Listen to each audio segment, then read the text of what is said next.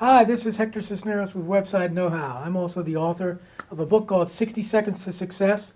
Several years ago, I've written about 3 or 4 articles that talked about, the mistakes that people make when they're doing their 60-second presentation at social venues like the Chamber and so on. So today I want to talk about several of those, and we're going to start with doing the top 22 countdown.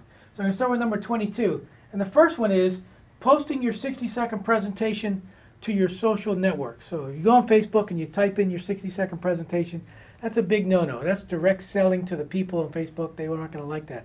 So if you want to put your 60-second presentation somewhere on your social network, put it inside the profile. That's where it's going to be appropriate, and that's where it'll be useful for you. Number 21, big mistake. Saying I specialize in something. As a matter of fact, this is often compounded with another saying that I specialize in this, this, this, this, and this. So they specialize in 5 different things, which is an oxymoron, because specializing means you do one thing. Okay, so eliminate the words I specialize in, and then just talk specifically about what you like to work in. Mistake number 20, being asleep at the wheel. Now, I'm a BNI member for 19 years, and one of the things, the big mistakes I see people is the message is going around the room, and it comes up to them, and they say, oh, it's me? And immediately they made themselves look bad because they weren't paying attention to what's going on and they weren't listening to anybody else. So, avoid making yourself looking bad. Make sure you're ready for that when it comes your turn.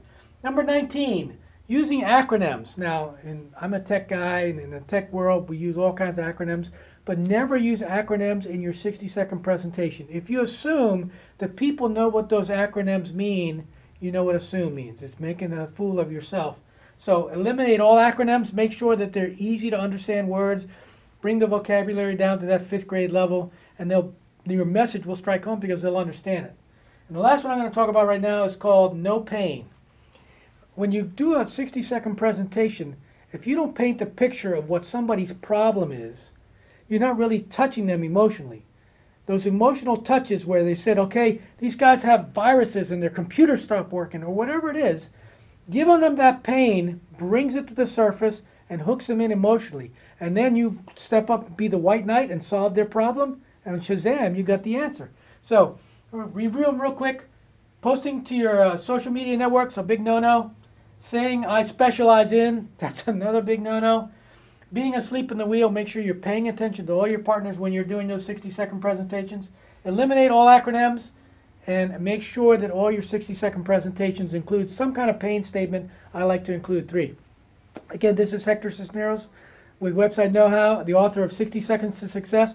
If you want to find out more about this and other articles that I've written, you can go to eZine Online. I've got a bunch of articles specifically on this subject there.